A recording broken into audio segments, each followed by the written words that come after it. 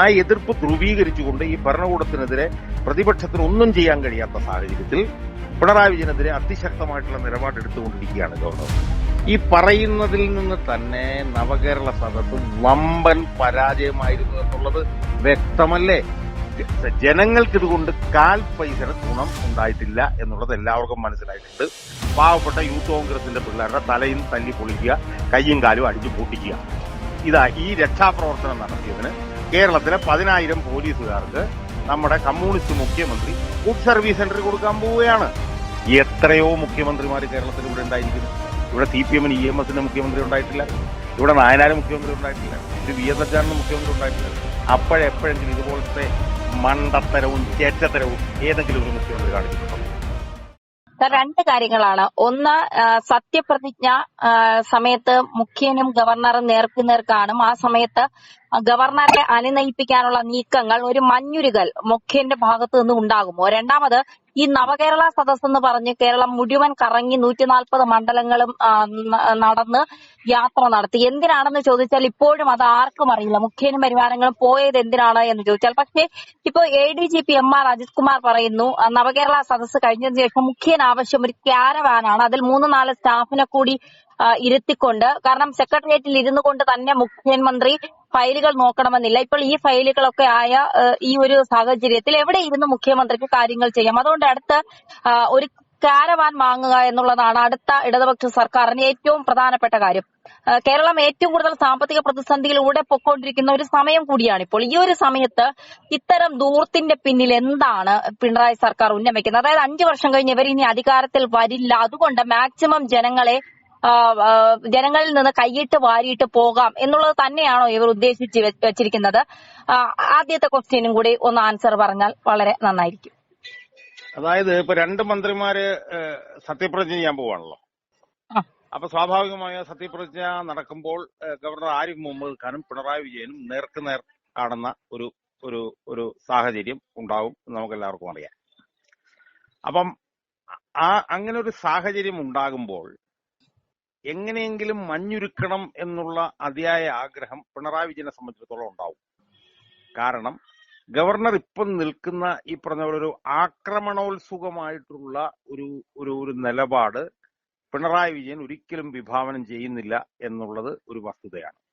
കാരണം ഞാൻ നേരത്തെ ഇതിനു മുമ്പ് പറഞ്ഞിട്ടുള്ളത് പോലെ പിണറായി വിജയനെതിരായിട്ടുള്ള ഒരുപാട് വജ്രായുധങ്ങൾ കേന്ദ്ര ഗവൺമെന്റിന്റെ കയ്യിൽ ഉണ്ട്. നമുക്കറിയാം, സ്വർണ്ണക്കള്ളക്കടത്ത് കേസ് മുതൽ മാസപ്പടി കേസ് വരെയുള്ള ഒരുപാട് വജ്രായുധങ്ങൾ അവരുടെ കയ്യിലുണ്ട്. അപ്പൊ സ്വാഭാവികമായും ഗവർണർക്കെതിരായിട്ട് അദ്ദേഹം എടുക്കുന്ന ഈ ശക്തമായ സമീപനത്തിന്റെ പശ്ചാത്തലത്തിൽ അദ്ദേഹത്തിന് എന്തെങ്കിലും കേടുപാടുകൾ സംഭവിക്കാൻ സാധ്യതയുണ്ടോ എന്നുള്ളൊരു സംശയം പിണറായി വിജയന്റെ മനസ്സിലുള്ളത് കൊണ്ട് ആരിഫ് മുഹമ്മദ് ഖാനെ നേരിട്ട് കാണുമ്പോൾ എങ്ങനെയെങ്കിലും ഒന്നും മഞ്ഞുരുക്കാനുള്ള ഒരു ശ്രമം പിണറായി വിജയന്റെ ഭാഗത്തു നിന്ന് ഉണ്ടാവും എന്നുള്ള കാര്യത്തിൽ യാതൊരു തർക്കവുമില്ല. കാരണം പിണറായി വിജയൻ യാതൊരു ഉളുപ്പുമില്ലാത്തവനായതുകൊണ്ട് പിണറായി വിജയന്റെ കയ്യിൽ നിന്ന് എന്തും നമുക്ക് പ്രതീക്ഷിക്കാം. പക്ഷേ ആരിഫ് മുഹമ്മദ് ഖാൻ എന്ന് പറഞ്ഞ ഗവർണർ എടുത്തിട്ടുള്ള ഒരു സമീപനമുണ്ട്. ആ സമീപനത്തിൽ നിന്ന് ആരിഫ് മുഹമ്മദ് ഖാൻ 1 ഇഞ്ച് പോലും പിന്നോട്ട് പോകാനുള്ള സാധ്യതയുണ്ട് എന്ന് എനിക്ക് തോന്നുന്നില്ല. കാരണം ആരിഫ് മുഹമ്മദ് ഖാൻ ഈ പിണറായി വിജയനെതിരെ എടുത്തിട്ടുള്ള അതിശക്തമായിട്ടുള്ള സമീപനത്തിന് പൊതുമണ്ഡലത്തിൽ നിന്ന് വലിയ പിന്തുണ നിരന്തരമായി ലഭിച്ചുകൊണ്ടിരിക്കുകയാണ്. കാരണം ഈ കേരളത്തിലെ ഇത്രയും പൂത്ത് ചീഞ്ഞ് അളിഞ്ഞ ഇങ്ങനൊരു ഭരണകൂടം ഉണ്ടായിട്ടും ആ ഭരണകൂടത്തിനെതിരെ ഇത്രയും ശക്തമായിട്ടുള്ള എതിർപ്പ് പൊതുമണ്ഡലത്തിൽ നിന്ന് ഉയർന്നിട്ടും ആ എതിർപ്പ് ധ്രുവീകരിച്ചുകൊണ്ട് ഈ ഭരണകൂടത്തിനെതിരെ പ്രതിപക്ഷത്തിന് ഒന്നും ചെയ്യാൻ കഴിയാത്ത സാഹചര്യത്തിൽ പിണറായി വിജയനെതിരെ അതിശക്തമായിട്ടുള്ള നിലപാടെടുത്തുകൊണ്ടിരിക്കുകയാണ് ഗവർണർ.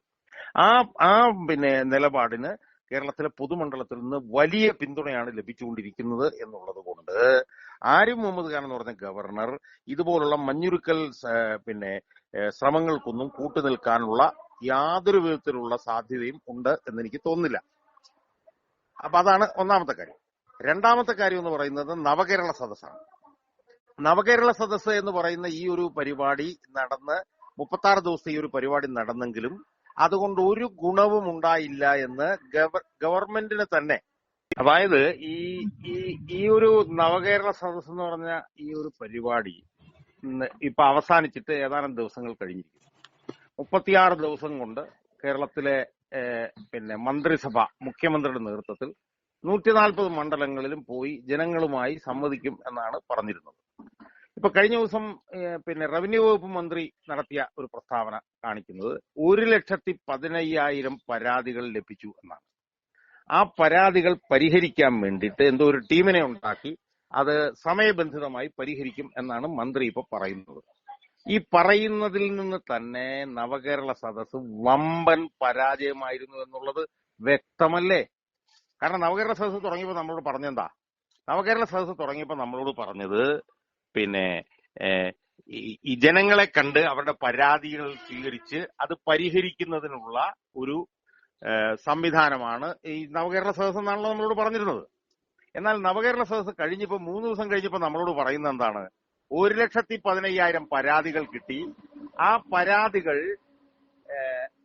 പരിഹരിക്കുന്നതിന് വേണ്ടിയിട്ടുള്ള ഒരു ടീമിനെ ഉണ്ടാക്കും എന്ന് പറയുമ്പോൾ ഈ 36 ദിവസം കേരളത്തിൽ ഈ മഞ്ചേശ്വരം മുതൽ തിരുവനന്തപുരം വട്ടിയൂർക്കാവ് വരെ നടന്ന ഈ നവകേരള സദസ്സിന്റെ ഭാഗമായി കിട്ടിയ ഒരു പരാതിയിൽ പോലും പിന്നെ തീർപ്പുണ്ടാക്കാൻ കഴിഞ്ഞില്ല എന്ന് സർക്കാർ തന്നെ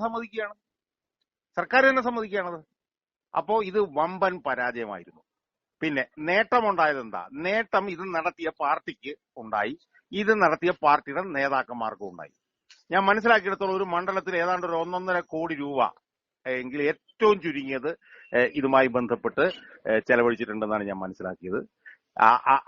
അതിൽ നല്ല പങ്ക് ഈ പാർട്ടിയിലേക്കും ഈ പാർട്ടിയുടെ നേതാക്കന്മാരായിട്ടുള്ള MLA-മാരുടെയും ഖജനാവുകളിലേക്ക് പോയിട്ടുണ്ട് എന്നാണ് ഞാൻ മനസ്സിലാക്കുന്നത്. ഒരു 250-300 കോടി രൂപ ഇതിന്റെ ഭാഗമായി പിരിച്ചിട്ടുണ്ടാവാനുള്ള സാധ്യതയുണ്ട്. അതുപോലെ തന്നെ പൗരപ്രമുഖരെ കാണുന്നുണ്ടായിരുന്നു ഓരോ ദിവസം രാവിലെ. ആ പൗരപ്രമുഖരുടെ എന്നുള്ളതൊക്കെ മിക്കവാറും മുഖ്യമന്ത്രി തലത്തിൽ തന്നെ അത് പോയി കാണാൻ സാധ്യതയുണ്ട്. ഒരു 500 കോടി രൂപ ഇതിന്റെ പേരിൽ എത്തേണ്ടടുത്ത് എത്തിയിട്ടുണ്ടാവും എന്നുള്ളതാണ് നടന്നിട്ടുള്ളത്. പിന്നെ ഈ പറഞ്ഞതുപോലെ മന്ത്രിമാരൊക്കെ നല്ല ഈ പറഞ്ഞതുപോലെ നല്ല പഞ്ചനക്ഷത്ര ഭക്ഷണം ഈ 36 ദിവസവും കഴിച്ചിട്ടുണ്ടാവും. അപ്പൊ അതുകൊണ്ട് ഈ മന്ത്രിമാരെയൊക്കെ നമ്മളൊന്ന് തൂക്കി നോക്കിയാൽ ഞാൻ ഈ പറഞ്ഞ പോലെ ഒരു 5-നും 10-നും ഇടയ്ക്ക് കിലോ വീതം ഓരോരുത്തരും അവരുടെ തൂക്കം കൂടിയിട്ടുണ്ടാകാം എന്നുള്ളതല്ലാതെ ജനങ്ങൾക്ക് ഇതുകൊണ്ട് 1/4 പൈസയുടെ ഗുണം ഉണ്ടായിട്ടില്ല എന്നുള്ളത് എല്ലാവർക്കും മനസ്സിലായിട്ടുണ്ട്. ആകെ നടന്നിട്ടുള്ളത് എന്താണ്? ആകെ നടന്നിട്ടുള്ളത് ഇപ്പൊ പത്രത്തിൽ നമ്മൾ മനസ്സിലാകുന്ന പോലെ 10,000 പോലീസുകാർക്ക് ഗുഡ് സർവീസ് എൻട്രി കൊടുക്കാൻ പോകുന്നുണ്ട്. എന്തിനാണ് ഗുഡ് സർവീസ് എൻട്രി കൊടുക്കുന്നത്? രക്ഷാപ്രവർത്തനം നടത്തിയതിന്. എന്തായിരുന്നു രക്ഷാപ്രവർത്തനം? പാവപ്പെട്ട യൂത്ത് കോൺഗ്രസിന്റെ പിള്ളേരുടെ തലയും തല്ലി പൊളിക്കുക, കയ്യും കാലും അടിച്ചു പൊട്ടിക്കുക. ഈ രക്ഷാപ്രവർത്തനം നടത്തിയതിന് കേരളത്തിലെ 10,000 പോലീസുകാർക്ക് നമ്മുടെ കമ്മ്യൂണിസ്റ്റ് മുഖ്യമന്ത്രി ഗുഡ് സർവീസ് എൻട്രി കൊടുക്കാൻ പോവുകയാണ്. ഇതാണ് നവകേരള സദസ്സുമായി ബന്ധപ്പെട്ട് നടന്നത്. പിന്നെ ആകെപ്പാടെ ഉണ്ടായ ഒരു ഗുണമെന്ന് പറയുന്നത് ഈ നവകേരള സദസ്സ് കൊണ്ട് ഉണ്ടായ ഒരു ഗുണമെന്ന് പറയുന്നത് പിന്നെ ഇവിടെ മരിച്ചു കിടന്ന പ്രതിപക്ഷത്തിനെ ഒന്ന് അനക്കിയെടുത്തു. അതാണ് അതിന്റെ മറുവശത്തുള്ള ഒരു പ്രധാനപ്പെട്ട ഗുണം. പിന്നെ ഒരു കാര്യം കൂടെ ചോദിക്കട്ടെ.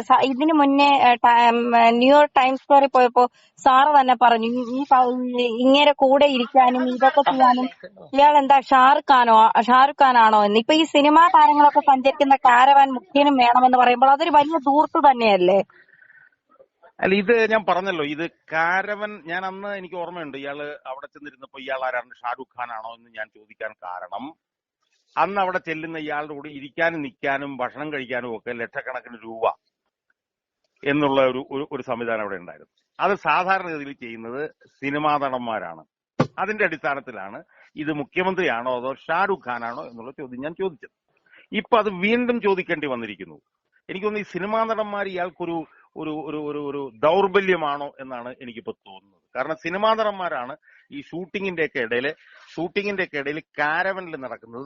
വലിയ സൂപ്പർ സ്റ്റാറുകളാണ്, അവരാണ് ഈ ഷൂട്ടിങ്ങിന്റെ ഇടയിൽ കാരവനിൽ നടക്കുന്നത്. അത് തന്നെ ഈ വീണ്ടും ഇയാളുടെ തലയ്ക്ക് പിടിച്ചോ എന്നാണ് എനിക്ക് തോന്നുന്നത്. നമ്മൾ ഇതിനകത്ത് മനസ്സിലാക്കേണ്ട ഒരു കാര്യം എന്താണ്? അതായത് ജനങ്ങളുടെ വോട്ട് കൊണ്ട് അധികാരത്തിൽ കയറിയ ഒരു മുഖ്യമന്ത്രി, ആ മുഖ്യമന്ത്രി ഇപ്പൊ എന്താ പറയുന്നത്? സെക്രട്ടേറിയറ്റിൽ ഇല്ലാത്ത സമയത്തും അയാൾക്ക് ഫയല് നോക്കാൻ വേണ്ടി 4-5 സ്റ്റാഫ് അയാളുടെ കൂടെ സഞ്ചരിക്കുന്ന ഒരു കാരവനിലൊക്കെ പോണോന്ന് പറഞ്ഞാൽ എന്താണ്? നമ്മൾ തലേ കൈവച്ചാലും പോലും കാര്യമില്ലെന്ന് എനിക്ക് മുഖത്ത് കൈവെക്കൽ മാത്രം, തലേ കൈവച്ചാൽ പോലും പറ്റാത്ത ഒരു സ്ഥിതിയാണ് ഞാൻ ചോദിക്കുന്നത്. എത്രയോ മുഖ്യമന്ത്രിമാർ കേരളത്തിൽ ഇവിടെ ഉണ്ടായിരിക്കുന്നു. ഇവിടെ CPM EMSന്റെ മുഖ്യമന്ത്രി ഉണ്ടായിട്ടില്ലായിരുന്നു, ഇവിടെ നായനാര് മുഖ്യമന്ത്രി ഉണ്ടായിട്ടില്ലായിരുന്നു, ഒരു VS അച്യുതാനന്ദൻ മുഖ്യമന്ത്രി ഉണ്ടായിട്ടില്ലായിരുന്നു. അപ്പോഴെപ്പോഴെങ്കിലും ഇതുപോലത്തെ മണ്ടത്തരവും ചേറ്റത്തരവും ഏതെങ്കിലും ഒരു മുഖ്യമന്ത്രി കാണിച്ചിട്ടുണ്ടോ? മുഖ്യമന്ത്രി പിന്നെ വീട്ടിലോട്ട് പോണ സമയത്ത് ഫയൽ നോക്കണം ഇവിടെ ഇവിടെ ആർക്കാണ് നിർബന്ധം? ഒരു നിർബന്ധവുമില്ല. അപ്പം ഇതെന്താന്ന് ചോദിച്ചാൽ എന്ത് വൃത്തികേടും ഇവിടെ നടക്കും. അതുകൊണ്ടാണ് തല തല്ലി പൊളിക്കുന്നവന് ഗുഡ് സർവീസ് എൻട്രി. നമ്മൾ എവിടെയെങ്കിലും കേട്ടിട്ടുണ്ടോ തല തല്ലി പൊളിക്കുകയും കയ്യും കാലും ഓടിക്കുകയും ചെയ്യുന്നവന് ഗുഡ് സർവീസ് എൻട്രി കൊടുക്കുന്നത്? എവിടെയെങ്കിലും നമ്മൾ കേട്ടിട്ടുണ്ടോ? അപ്പൊ ഇവിടെ നടക്കാൻ പാടില്ലാത്ത കാര്യങ്ങളും സംഭവിക്കാൻ പാടില്ലാത്ത കാര്യങ്ങളുമാണ് സംഭവിച്ചുകൊണ്ടിരിക്കുന്നത്. അപ്പൊ അതുകൊണ്ട് തന്നെ ഇനിയിപ്പം മുഖ്യമന്ത്രി മാത്രമല്ല, മിക്കവാറും എല്ലാ മന്ത്രിമാരും കാരവൻ മേടിക്കുന്ന ഒരു സ്ഥിതിയിലേക്കും ഇത് പോയിക്കൊണ്ടിരിക്കും. മുഖ്യമന്ത്രി കാരവൻ മേടിക്കും, മന്ത്രിമാര് കാരവൻ മേടിക്കും, മുഖ്യമന്ത്രിയുടെ തൊഴുത്ത് നന്നാക്കും, മുഖ്യമന്ത്രിയുടെ നീന്തൽ കുളം നന്നാക്കും, മുഖ്യമന്ത്രി ഹെലികോപ്റ്ററിൽ സഞ്ചരിക്കും. ഇതിനപ്പുറവും ഇവിടെ നടക്കും. കാരണം ഇതിനെ ഒന്ന് എതിർക്കാനും ചോദിക്കാനും പ്രതിരോധിക്കാനും ഒന്നും ഇവിടെ ആരുമില്ല. അതുകൊണ്ട് ഇതൊക്കെ നമ്മൾ സഹിക്കുക. ഇതൊക്കെ കണ്ട് ഇങ്ങനെ തലയെ കൈവച്ച് കുനിഞ്ഞിരിക്കുക എന്നുള്ളതല്ലാതെ വേറൊരു വഴിയും നമ്മൾ ജനങ്ങൾക്ക് ഇല്ല എന്നുള്ളതാണ് ഇപ്പോഴത്തെ അവസ്ഥ.